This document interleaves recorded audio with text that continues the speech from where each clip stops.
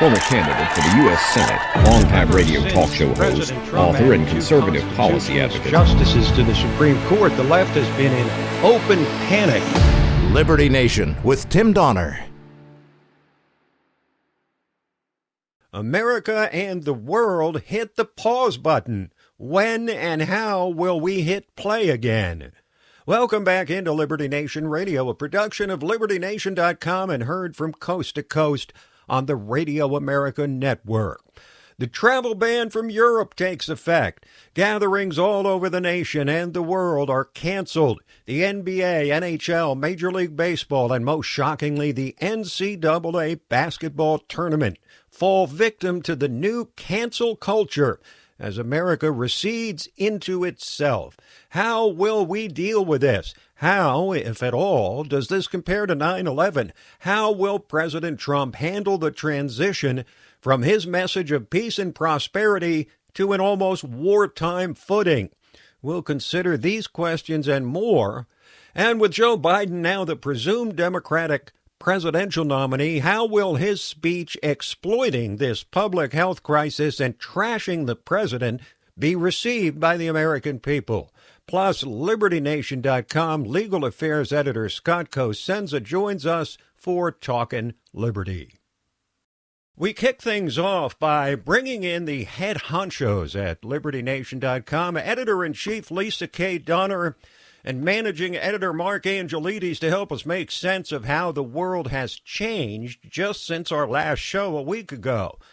So, Lisa, let's start with you. Is the media serving a useful purpose in all this, or are they willfully, for the sake of ratings or trying to weaken Trump, driving the panic which led to the travel ban and these decisions by major sports organizations to take unprecedented steps to shut down their seasons and tournaments? Well, as you're wont to say, this is not a but an and. I think both, but they are hyping it a little bit too much. And let me give you a clue about how that happens. For instance, when, as you know, I was an anchor, a reporter, and a producer in television newsrooms for over a dozen years, many moons ago. And basically, what happens is when you're running B-roll, which are the pictures that go with the person talking, if you don't have what you want, you kind of fake it a little bit. And I saw that on Fox this morning. It was really funny. They were talking about, in America, this is what's happening. You got pictures of New York, and then sandwiched in between was clearly a picture of China. And it was all these people with masks. There was a Caucasian woman in the front. So it was a good head fake. But in other words, it basically sent a message that there are people in America running around with masks on their face, which we know is not happening, at least yet. Well, I mean, the media certainly can be accused of contributing to the panic, and, they have to concern themselves with ratings above all else, it seems like. But, Mark, let's bring you in here, Mark Angelides. How would you compare the response of the U.S., the EU, individual European nations, and, of course, ground zero for this COVID-19, China? Hey, Tim. Well, to be honest, the American response is a very strong one, possibly a little too late, but it's certainly a strong move. Now, the EU's responded to Donald Trump's banning of flights coming in from the EU by saying that they weren't consulted. Or they didn't have any input into this, which really smacks of the core of the EU, where they expect to be involved in absolutely every decision. But if we look at around the world, you've got countries, for example, Russia, Singapore, and India, all of whom closed the borders immediately and have had very, very limited cases reported. And I don't believe there's been any deaths in those countries, and that was a good response to do. And of course, the US now has shut down from a lot of travel from a lot of places. It's very good. It's a very smart move. Unfortunately, the EU, with one of its core principles being the freedom of movement, which is beholden within the Schengen Agreement, which is open borders, what's happening is we're seeing one country after the other just have a ridiculous amount of cases because they can't control who's coming in. People are fleeing from hot spots and they're just going into another country because there are no border protections. Let me follow up on one thing you just said. You said it was a good response by the U.S., but too late. In what sense was it too late, and what effect is that likely to have down the line? Well, as I say, with Russia, Singapore, and India, it was quite literally as soon as they realized what was happening, that they shut the borders to areas where there are infections, and that's kept the infection rates down. Now, doing it a little bit later, like the US has done, that means that many cases have already come into the country. Now, I like to put the analogy on this that if your bath is overflowing, you turn off the tap first and then you pull the plug. So by shutting down the travel, that's turning off the faucet. So you're not just adding more and more. Now you've just got to deal with emptying the bathwater being obviously the case of infection. Okay, Lisa, now you and I have been talking over the last few days about how Americans will now be forced to hit the pause button and pull back from these big gatherings and sports events and spend more time with themselves and their families. How do you think the country will handle this most unexpected turn of events? I was just talking to our sociocultural correspondent Lorraine Silvitz about this. She's got her MSW, and this is fascinating. Are we going to be sitting around playing Scrabble and cards again, sort of like it's the early 20th century, or are we headed for divorce court? Because now we have to stare at each other and we don't have anything to take up our time. So I think this is going to be a fascinating. I think we're going to learn a lot about our culture and about each other. Does this mean dysfunctional families will rage dysfunctionally, or will they use this as an opportunity to kind of come together again? I think it's a fascinating sociocultural experiment. We're just at the beginning of it, so we shall see. But I do think, in a way, it might be healthy for us to have to deal with each other a little more, and rather than going to the local basketball game. Mark, I was thinking about this happening in 2020 as opposed to, say, 20 or certainly 30 years ago, where we did not have the internet. We didn't have computers. And now a lot of people can adapt to these circumstances by working from home and still being productive. I'm thinking about how awful and treacherous this would have been if it happened 30 years ago.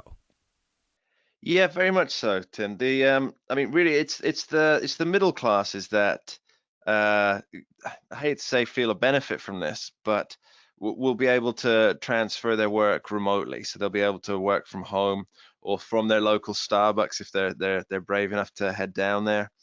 But of course, with the working class jobs or the lower skilled jobs, the ones that are really manual labor stuff, obviously you can't put those into. You can't say go and work from home. It's not really going to happen. So a lot of those key industries will feel an after effect of this. So because people will want to start putting these into more automated systems, just in case the same thing happens again. In terms of how businesses react to it, clearly you've got the social media companies and the tech platforms. They're making a killing at the moment because so many people are just glued to their computers looking for the latest updates, or they're stuck at home. What are they going to do? They're going to go online. They're going to stream their latest box set to binge watch, or to get those old episodes of Cheers out and watch all 11 seasons. You talked about, Mark, how the head of the EU was, sort of miffed that Donald Trump didn't clear. This really goes to show the arrogance, the haughtiness. In other words, they're thinking that the U.S. president needs to kowtow to the EU and get approval and consult with them first. I just find that really appalling. Actually, Lisa, this is really the difference between those who are globalist and those who are internationalist. The EU is very much a globalist enterprise, and they believe that everybody should, follow the rules that are set globally. But it's by them. It's by these people who are unelected, who have essentially seized power from sovereign nations. And then you've got the internationalist outlook, which is kind of I'm okay, you're okay. this is our country and we'll work internationally, but, we're our country. And that's very much the Donald Trump approach. So we are discussing this not-so-brave new world we find ourselves in, dominated by COVID-19. And we'll continue our discussion with LibertyNation.com editor-in-chief Lisa K. Donner and managing editor Mark Angelides in just a moment. Liberty Nation with Tim Donner. And we are back on our special coronavirus edition of Liberty Nation Radio. And, part of the challenge, Lisa, is not to get too hysterical about this, but to also acknowledge the reality of how the world has responded. So let's talk a little bit about the Trump presidency, which now faces the same challenge, it seems, as George W. Bush, a wartime presidency overnight, in essence. The whole focus of the presidency has changed completely. Is Donald Trump well-equipped or ill-equipped to make this 180 from a message of peace and prosperity to, I'll protect you from this enemy, the terrorism of this virus? Well, the Democrats have been hitting him left, right, and loose on this topic, but I thought he did a good job from the Oval Office. I don't remember actually seeing Trump do too many addresses from the Oval Office, so I found that very interesting. I thought he did a very good job, not trying to ratchet up the fear and ratchet up the panic. And, that is the issue here, especially not just for leaders, but for media outlets like us. I mean, how do we play it? We can ramp up the fear. We have that power.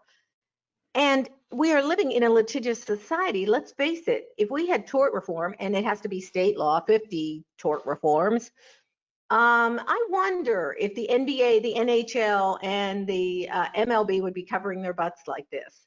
I think the same thing that leads to frustration packaging, where you can't open a bottle anymore, is what's leading to this. I don't think it's that Americans are chicken. I think what's happening is that we have allowed this litigious society to roam and reign free. And this is where we are. A movie theater that's sued by somebody who gets coronavirus, well, that could shut them down. So they're just being proactive about it. I think it all goes back to tort reform and a litigious society. Well, excellent points, Lisa. And looking at the broader political ramifications of this, Mark, people don't generally change leaders in the midst of a crisis, especially one not of that leader's making. Of course, George W. Bush didn't face the voters for more than 3 years after 9/11, when his presidency changed overnight. Trump has 8 months until this election. Is this analogy of a wartime presidency an apt one or overly dramatic? As an analogy, it works perfectly, because what you're facing is a crisis that threatens the country to some degree or another. There's the old saying about the country that wins the war is the one that produces the most steel. And I think the steel in this particular war is that of press. And Trump's doing a great job with the press. He's he's speaking often. He's in communication, whether that's through Twitter or sound bites or all other things. And of course, there is another form of press going on, and that's the one that's focused on how poorly Trump's doing. And really, whether you believe one side or the other, it's very much an information war. Okay, now, Lisa, I'm going to play what Joe Biden had to say on Thursday. We have to help the world to drive coordinated global strategy, not shut ourselves off from the world. Protecting the health and safety of the American people is the most important job of any president. And unfortunately, this virus laid bare the severe shortcomings of the current administration. Public fears are being compounded by pervasive lack of trust in this president, fueled by adversarial relationships with the truth that he continues to have. Our government's ability to respond effectively has been undermined by hollowing out our agencies and disparagement of science. So, Lisa, I had a visceral reaction to that. Biden exploiting a public health crisis for naked political purpose. Made me angry, very angry. I told you about it yesterday. Is this smart politics by the aging Joe Biden to make people think that Trump can't handle the crisis, that he's going to lie to the American people about it, can't protect them from this threat? Look, the Democrats have one singular problem, and that's voter turnout. So what they're going to do between now and November is to try to rally their base, marshal their forces. That's what this is about. I think it's plain and simple. I heard his comment. It didn't surprise me. It didn't make me angry. It was just kind of par for the course, in my opinion. I don't think it's going to work. I think trying to divide the country at a time like this isn't an effective political strategy. That's my opinion. Mm-hmm. But I know why they're doing it. It's all about marshaling their forces, gathering their base, and hoping for a really high voter turnout, because that's what they need. Well, with all we've been through in the last 3 years with Russia collusion in the Ukraine and impeachment and Stormy Daniels and Comey and everything else, when I heard that statement from Biden yesterday, I thought this was the worst attack that they had made on him in his entire presidency, because it's totally unjustified, because he's done nothing wrong. But they thought that he invented the COVID-19 and is delighting in its spread, as I wrote in a piece on LibertyNation.com on Friday morning. Now, Mark, how concerned should we be by the precipitous drop in the stock market and world markets? Some say Armageddon is just around the corner. Others say when this is over, the markets will rebound like never before. What's your sense of it? I would go with the latter on this one, Tim. I think there is going to be some tough times ahead. It's really a question of people, because nobody actually loses money on stocks until they sell them. Remember, you hang on to them and then you ride it through. But what's happening is there's so much stimulus being put aside for this to go into the economy. That's putting money into people's pockets. That's putting into infrastructure projects. It's doing all sorts of things, all the things that build an economy. So what's going to happen is, once all of this is over, there's all this liquidity running around in the systems, all this grease on the cogs of commerce. And I really think there's going to be a massive rally. Lisa K. Donner, thanks for joining us. Thank you, Tim. And thank you, Mark Angelides from the UK. My pleasure. Okay, we've talked this through. We'll take a quick break, then come back and talk about how Joe Biden and the Democrats can run, but they can't hide. Where can you find honest political commentary?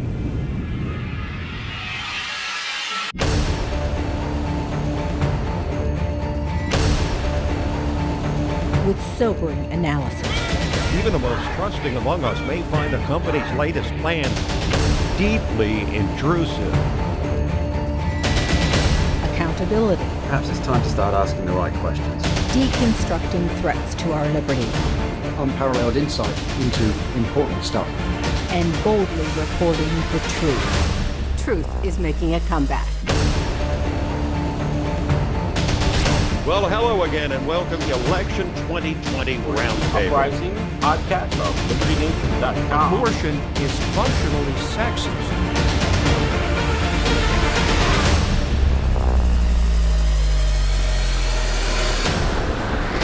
From my cold, dead hand. Subscribe to LibertyNation.com YouTube channel, where facts matter.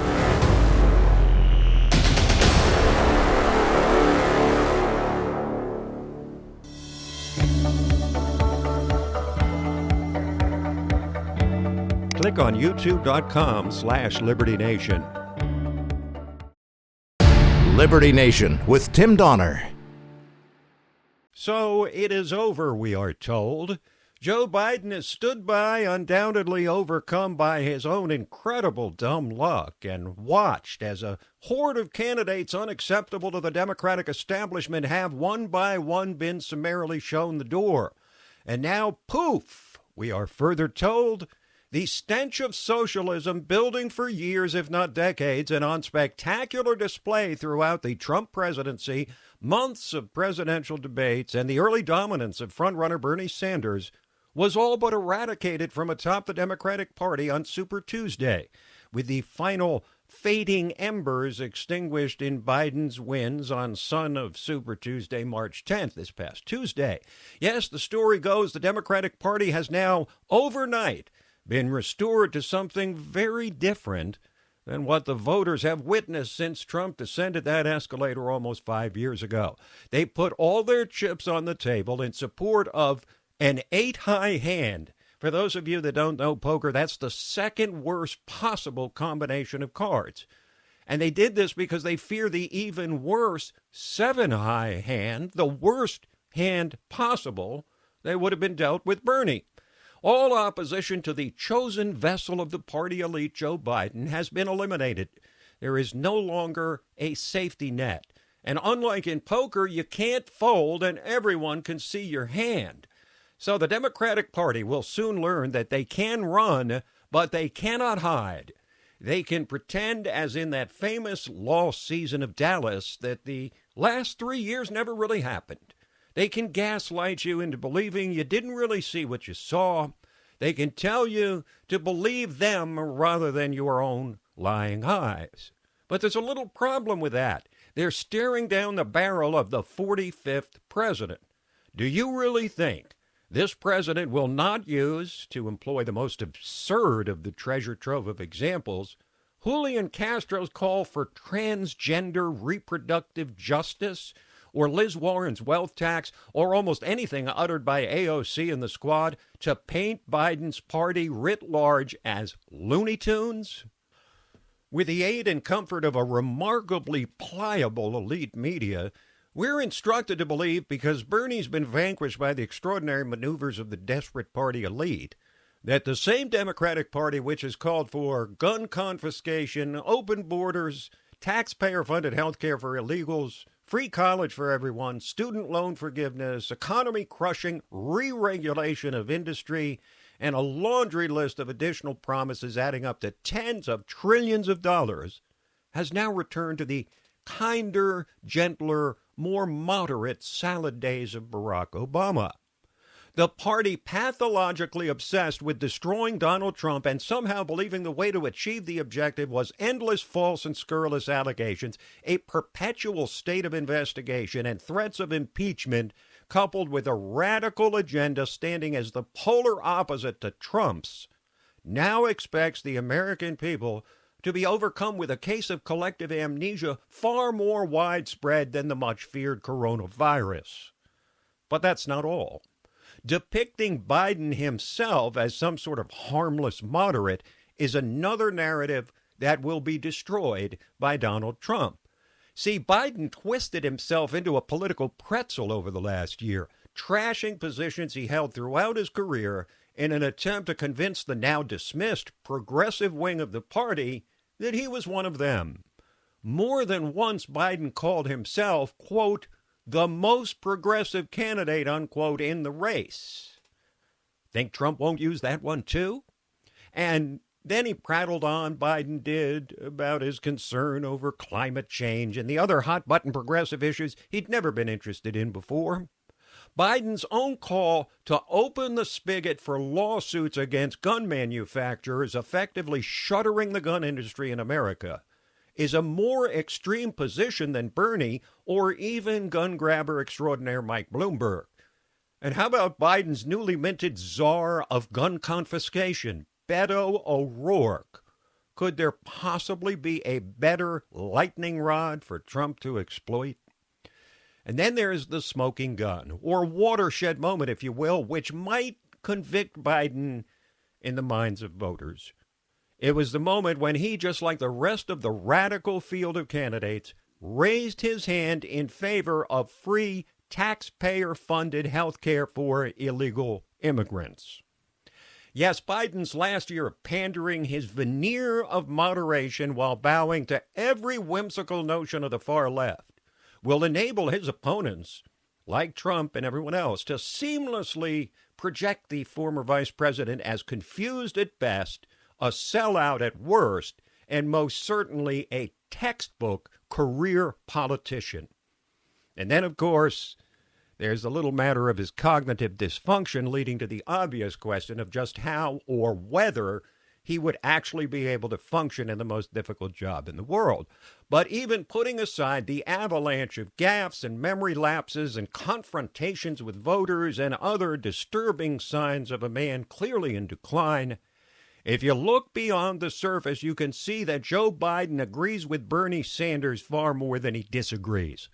Both of them have come out in support of universal health care, $15 minimum wage, raising taxes on the wealthy, forgiving student debt, underwriting college costs, and drastic action on climate change.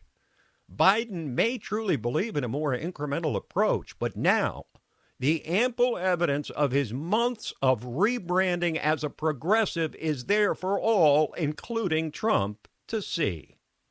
Old Uncle Joe has caught yet another break with the coronavirus shutting down a growing number of public events, of course, providing plausible justification for why he will follow a limited campaign schedule. Hey, if the NBA, the NCAA basketball tournament, MLB, NHL are shut down, then I can't interact with the public either. But this viral impact won't last forever, and neither will Biden's ability to just explain away the truncated speeches and limited media availabilities his staff have openly admitted are central to containing his cognitive deficits. But he can still read a teleprompter, as he did Thursday, in shamelessly exploiting the virus for political purposes by unleashing a naked, vicious political attack on Trump, acting as if the president invented the virus in the White House and delights in its spread, serving only to further disquiet a people already dealing with ample uncertainty and fear. So the next time you see the Sherpas at CNN or the New York Times guide you through the narrative of moderate Joe Biden and a Democratic Party which has finally regained its bearings and returned to its normal state of conventional liberalism, not to mention one that would never exploit a public health crisis, you need only think back to late February or the 3 entire years before it, when the collective face of the Democratic Party, carefully constructed by its most passionate patrons and now parroted by their chosen establishment nominee, was anything but moderate. And we'll be back with Talkin' Liberty. Liberty Nation with Tim Donner.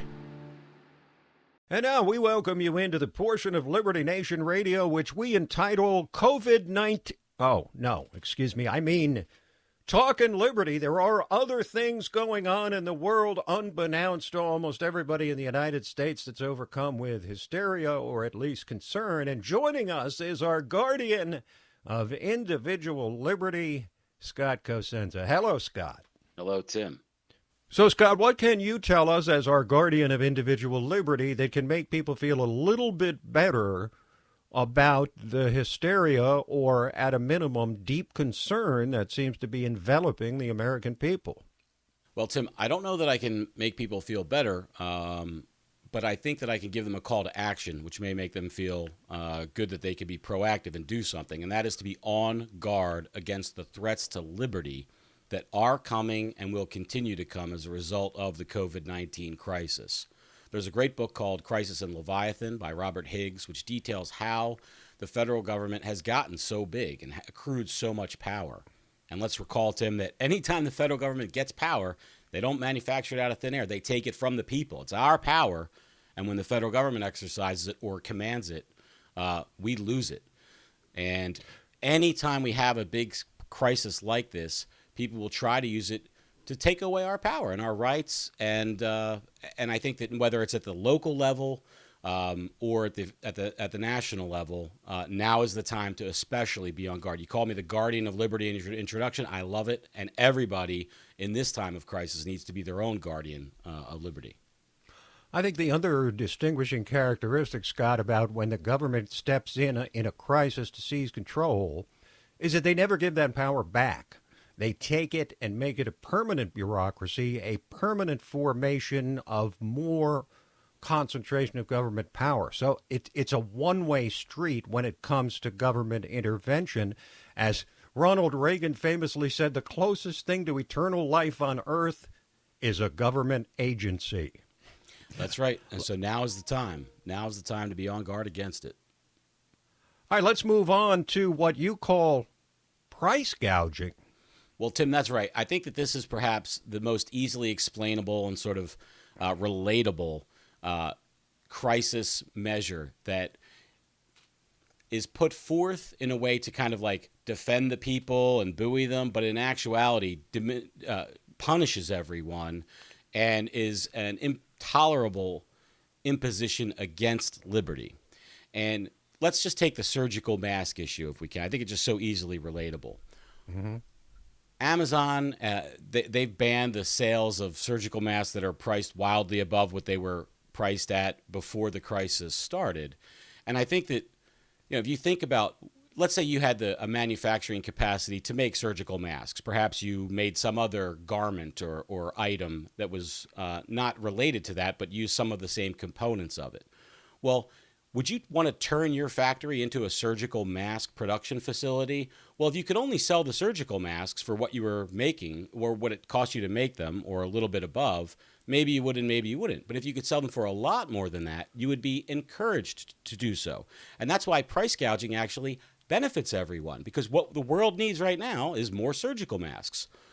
Well, you could have a government bureaucrat try to order that done, or let the price signaling take control. And the price says, we need more surgical masks. Please go make them. Also, it empowers and allows people to go ahead and provide for themselves. If you need a surgical mask, are you better off being able to get one at whatever price the market commands? Or go to some government bureau or the Amazon bureaucracy and say, please sell me a surgical mask. They have no masks to sell there. So the person who does have the mask should be able to command the price, and we all benefit from it. And whether that's a gallon of gasoline on a barrier island trying to get out of a hurricane or a surgical mask in the midst of a viral outbreak, these price signals actually help the marketplace and they benefit liberty. And it's a bit of a complex thing to wrap your head around. It's not one-step thinking, and that's why these laws are popular, Tim. But we need to do the two-step thinking and secure our liberty.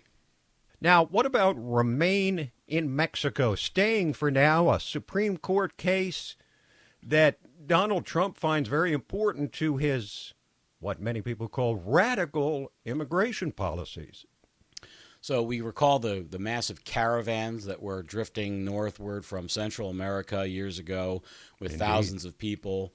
And basically what they would do is overwhelm the border, and they would apply for asylum. And while they were undergoing the application process and review, they were set loose in the United States. And as you might imagine, some significant number of those people never then showed up for their asylum hearings or anything, and are just now in the United States as illegal immigrants. Well, in order to put a stop to that, Tim, what the Trump administration did was they said they instituted a policy whereby those applicants had to stay in the country they were in before coming to the United States. They had to stay in Mexico, and they could issue their application at the border, but then they had to remain in Mexico. That's why the policy is called Remain in Mexico. All right, well, a bunch of activists sued and said that this violated the rights of those asylum applicants because they were subject to conditions in Mexico that were violent, not safe, use your preferred adjective to describe an intolerable. Not meeting American standards. That's certainly, to be sure. Right. And a lower court judge, a district court judge, Tim, the judge that President Trump named, quote, Obama judge, right? We had that kerfuffle between him and the Chief Justice. Well, let me just intervene and parrot the words, quote the words of the Chief Justice. There are no Obama judges, right. Scott. There's no Trump judges. There's only judges concerned with the greater good of the American people. Well, Judge Tigar is the man's name, and he seems to be an Obama judge, Tim, because he instituted this international injunction against the United States government from going forward with this policy. It was then taken up to the Ninth Circuit Court of Appeals, and the Ninth Circuit said, we uphold the ruling, but we're going to trim it back a little bit and only make it relevant within the Ninth Circuit. mindful of recent Supreme Court decisions where justices have said these nationwide injunctions are getting out of hand. The problem is that for the administration is that the Ninth Circuit covers both California and Arizona, where there's significant border activity, as you might imagine. Well, the Trump administration went to the Supreme Court and said, please halt the implementation of this. So the Supreme Court did grant the request. They said, absolutely, the administration does not have to cease and desist its activities and can continue until the case is heard. All right, well, let's come back across the Mexican border to our state of Virginia, where, of course, the ongoing battle over guns and leftist politicians who want to take as many of them away as possible continues. Give us an update. Well, they have won some of the battles, Tim. I don't think they've won the war, but there are a number of troublesome anti-Second Amendment laws that have passed in Virginia that are waiting for the governor's signature. Among them, implementation of local controls for some gun control measures. And the reason why that's so odious to liberty is because it impinges upon the right to free travel. We can't have so many individual rules that may want a felon in one place and a law-abiding citizen in another. And guns are the only issue where that can be true in the commonweal. So, oh, the commonweal. Very, very nice. Not the Commonwealth. You're using the traditional Old English version of what most people know as a state, but is actually a commonwealth, actually a commonweal. Very impressive, Scott. Thank you, Tim. Okay, finally, Scott, Talkin' Liberty would not be complete in any given week without at least one story from the Golden State of California, where the DMV's rejection of allegedly offensive personalized license plate is being challenged in court. Tim, the affronts to free speech don't always come in the form of massive broadsides against our right to, clearly political speech. Sometimes it's in small areas that are also important because of the principles involved. And that's what this case presents, and that's why I bring it to the table today. California reserves the right to reject personalized license plates for messages they consider offensive. Now, the problem is that the individual examiner at the DMV's version of what's offensive has not been established in any law. It's totally random, and it's at a whim. So if you want to have a certain plate and you get a certain examiner on a certain day, it may pass or not. And that's not acceptable in a free society. And people do use these plates to deliver some message. There are ones, the current case brought by the Pacific Legal Foundation, I think, includes 4 or 5 different plaintiffs. And one of them wants to have the name of a band modified, which is not, by the way, a slur or anything like that, on their plate. Another one wants to have the word queer. And that person is, self-identifies as a gay, queer person. And to them, it's a celebration of their identity, not a denigration, for instance. So I think that the state has to be consistent with all of its speech regulations. And if they want to have a list of banned words, that may be appropriate. But to just leave it up to any given examiner on any given day is an imposition against free speech. Thank you, Scott. Thanks, Tim. This program, Liberty Nation Radio and LibertyNation.com's own podcasts, The Uprising, hosted by Scott and The Rabbit Hole. Politics and Prose, hosted by Mark Angelides, all available on demand at LibertyNation.com and from fine podcast providers everywhere. So that is it for this week, but we will be back at you next week, same time, same station. Till then, this is Tim Donner saying, stand up for liberty, and we'll see you next time on Liberty Nation Radio.